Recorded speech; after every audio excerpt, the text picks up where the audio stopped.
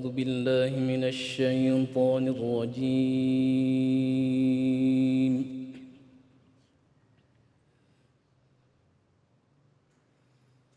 بسم الله الرحمن الرحيم.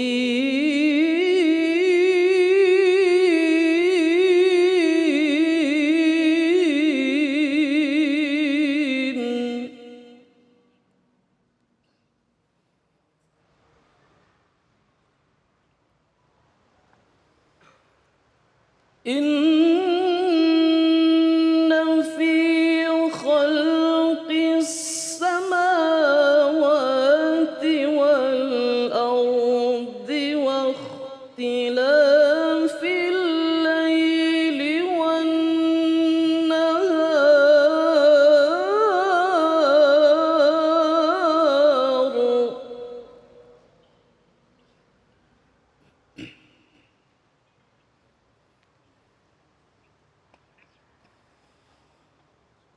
واختلاف الليل والنهار لآيات لأولي الألباب.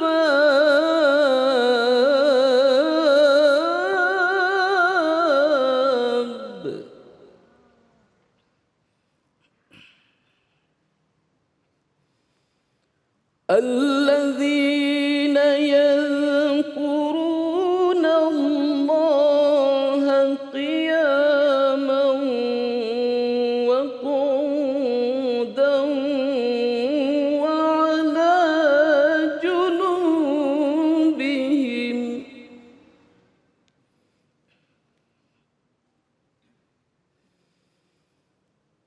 وعلى جنوبهم ويتفكرون في خلق السماوات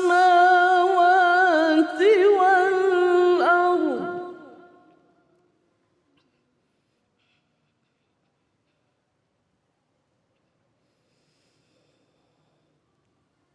ربنا ما خلقت هذا باطلا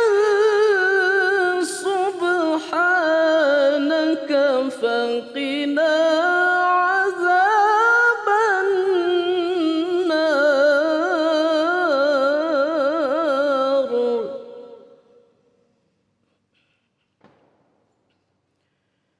سبحانك فقنا عذاب النار.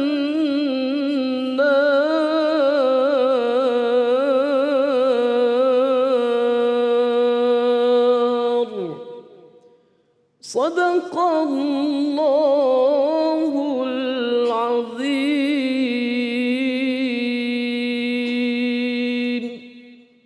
Assalamualaikum warahmatullahi wabarakatuh. Alhamdulillah wassalatu wassalamu ala rasulillah sayyidina wa maulana Muhammad ibn Abdillah la haula wa la quwata illa billah amma ba'du. Senang sekali saya kembali Abe Gifran menyapa para pemirsa dimanapun berada. Saat ini kita bersama Cahaya Hati Indonesia mengenang Buya Hamka. Sebelumnya saya mengingatkan kepada para pemirsa untuk tetap menjaga protokol kesehatan. Di antaranya mencuci tangan, menggunakan masker, menjaga jarak, menghindari kerumunan dan membatasi diri dari bepergian. Sebelum kita lebih jauh sama-sama ayo kita niatkan untuk mencari ilmu. Kita niatkan duduk di sini untuk ibadah agar puasa Ramadan kita betul-betul sempurna di hadapan Allah. Amin ya robbal. Pemirsa semua, baik mari sama-sama kita dengarkan syair bahkan puisi begitupun penjelasan yang insya Allah akan disampaikan oleh guru kita Buya Taufik Ismail.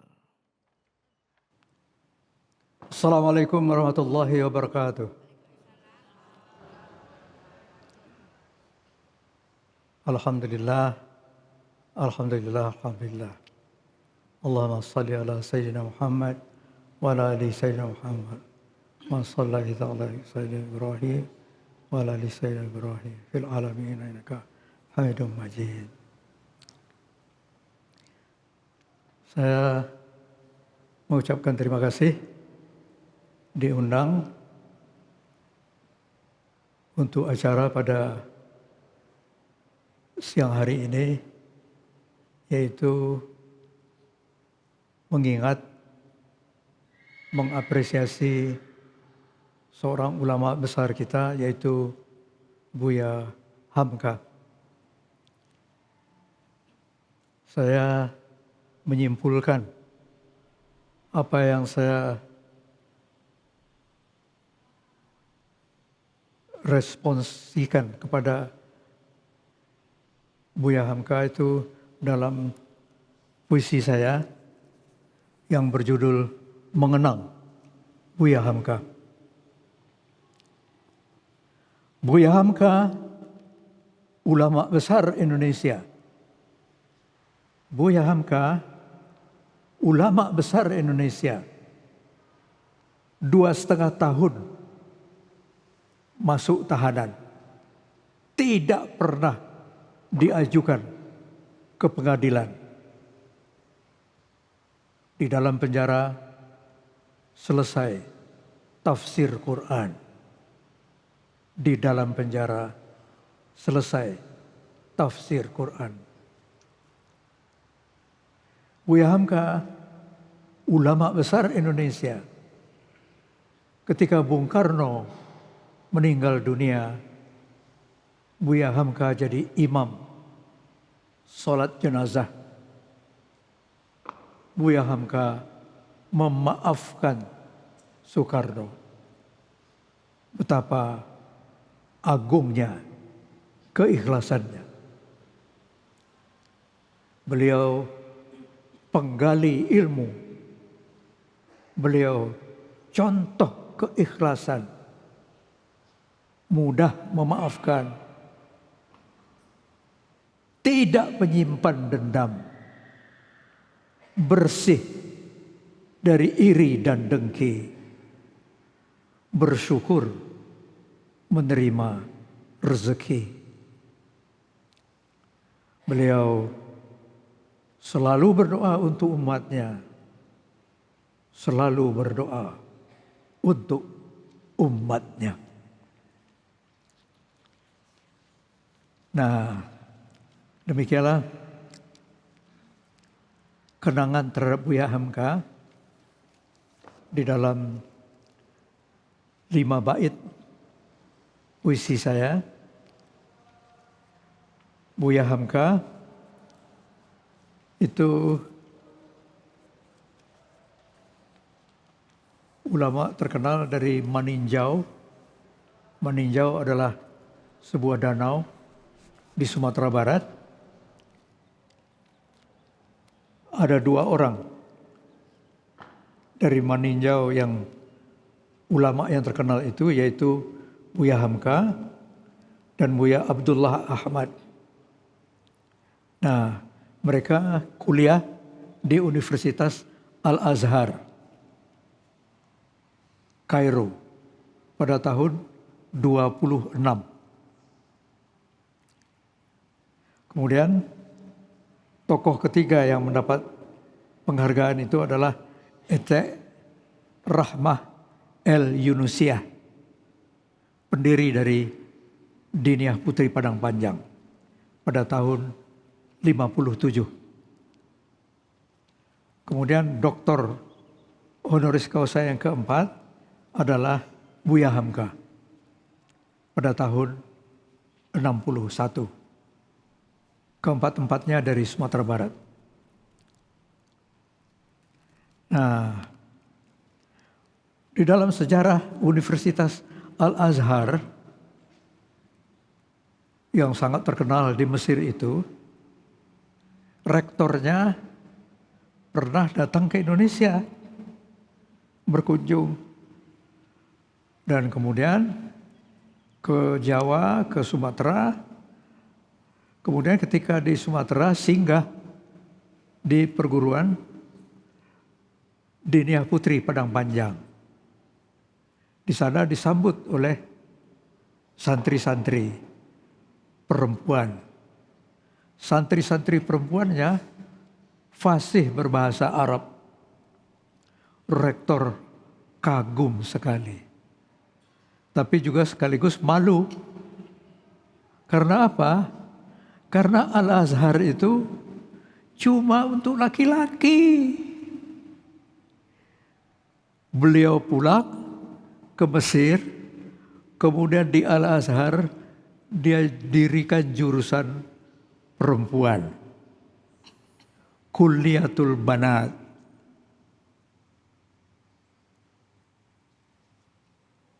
Jadi di Al-Azhar laki-laki dan perempuan sekarang bisa sama-sama kuliah di sana. Nah, Al-Azhar mengucapkan terima kasih dan kemudian pada tahun 57 Ketua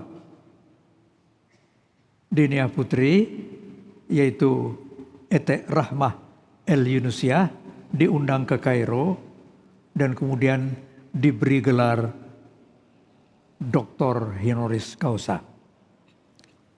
Nah, itulah cerita yang ringkas mengenai Dr. Honoris Causa di Al-Azhar. Kemudian kita di Indonesia mengalami masa demokrasi terpimpin. Itu antara tahun 50 sampai tahun 65, 15 tahun lamanya. 15 tahun lamanya itu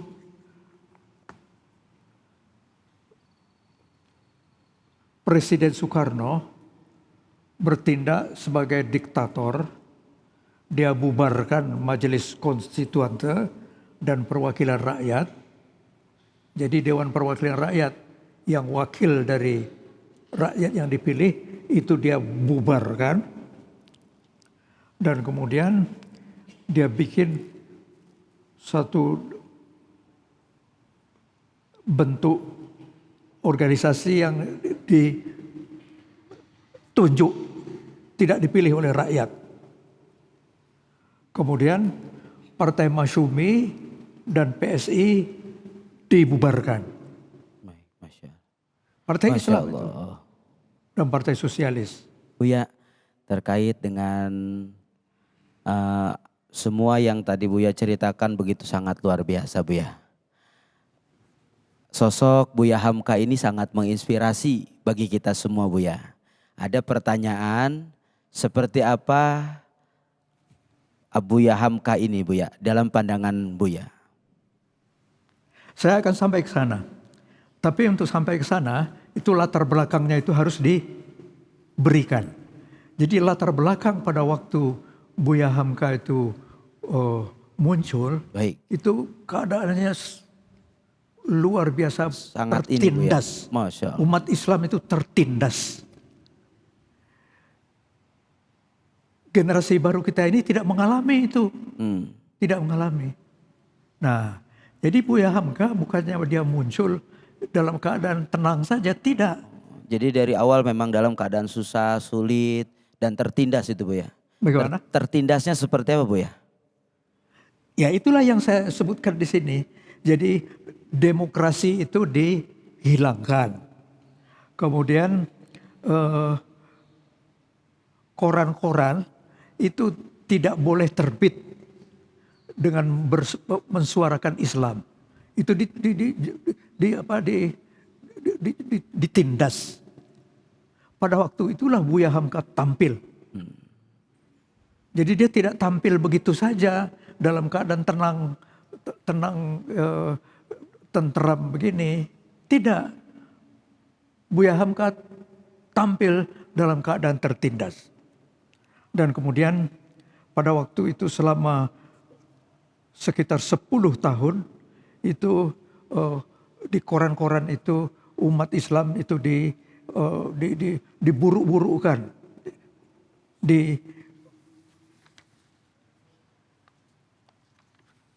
Ditindas. Pada waktu itu keadaan ekonomi morat marit. Kita di dalam keadaan pada waktu itu eh, inflasi, makanan-makanan harga-harga naik, kemudian rakyat menderita kelaparan pada waktu itu. Kemudian mereka tidak dapat mencari nafkah di sana, kemudian mereka lebih dari 1.000 orang masuk kota Jakarta jadi pengemis. Di Jakarta kalau kita lihat di jalan-jalan itu nampak di mana-mana pengemis minta uang. Begitulah keadaannya ketika Buya Hamka jadi pemimpin. Kemudian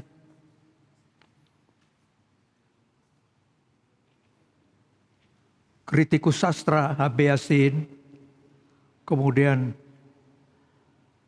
Takdir Ali Syahbana itu seorang tokoh penulis novel, kemudian sutradara film Asrul Sani, kemudian sutradara Misbah Yusabiran, itu diserang habis-habisan. Kemudian mereka merebut kekuasaan pada tahun 65, tapi alhamdulillah gagal.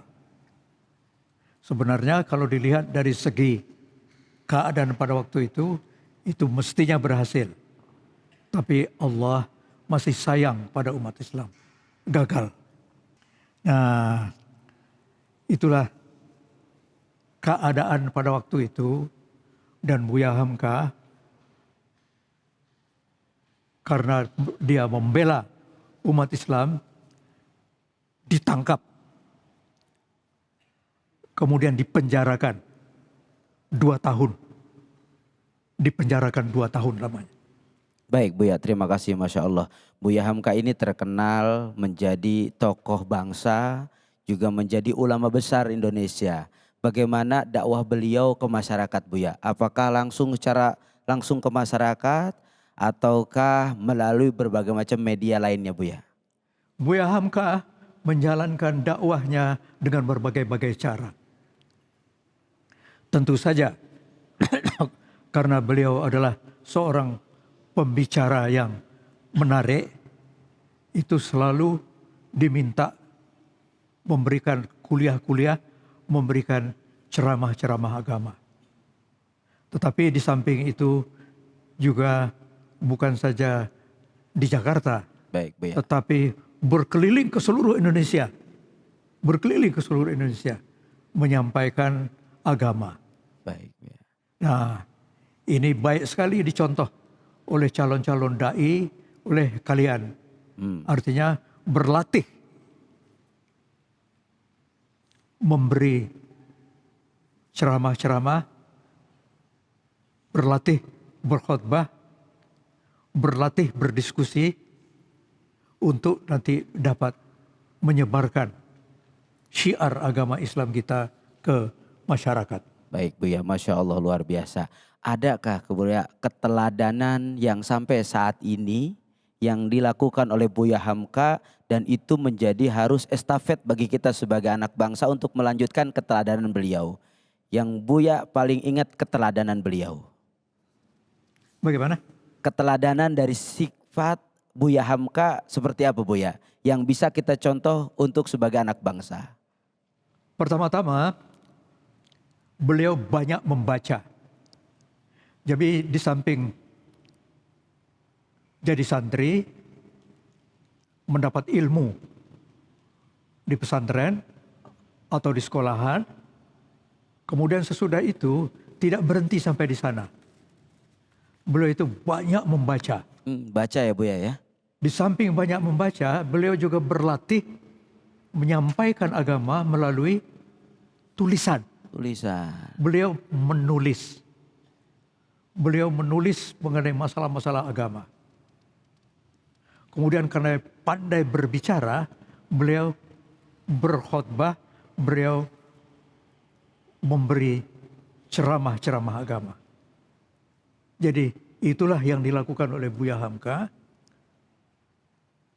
di dalam mengembangkan agama Islam. Masya Allah luar biasa. Sempat kita juga dengar bahwa Buya Hamka adalah salah satu ulama yang pertama menjadi pemimpin di MUI Indonesia. Betul itu Buya?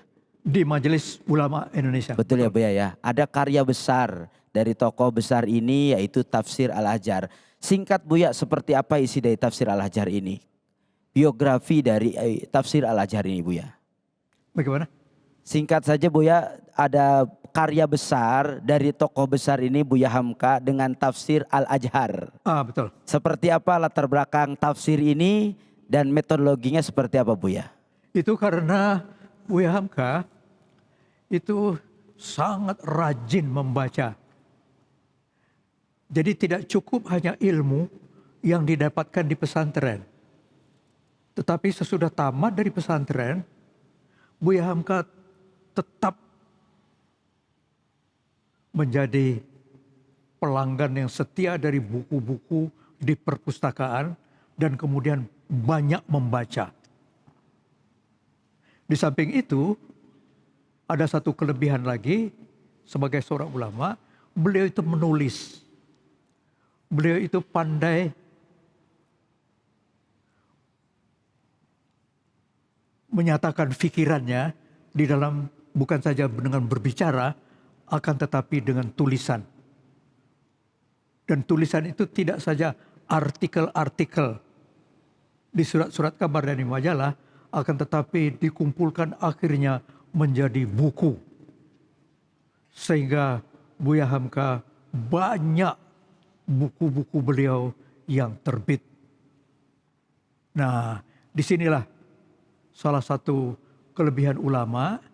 Mudah-mudahan kalian mengikuti jejak Buya Hamka itu. Baik Buya, Masya Allah Buya. Di lain sisi Buya, ada satu pertanyaan lagi Buya. Di lain sisi bahwa beliau adalah tokoh politik, beliau juga adalah tokoh agama, beliau juga adalah mufasir, seorang karya besar, memiliki karya besar. Lalu bagaimana kesederhanaan hidup beliau Buya dengan masyarakat? Buya Hamka tidak tergiur pada kemewahan. Beliau tidak kemudian menyebarkan ilmu dengan keinginan itu supaya mendapatkan harta, supaya bisa membuat rumah yang besar dan seterusnya itu. Tidak kelihatan. Pada Buya Hamka yang nampak sekali itu adalah kesederhanaan di dalam hidup. Sederhana. Kemudian suka bersedekah. Walaupun dalam keadaan bukan seorang hartawan.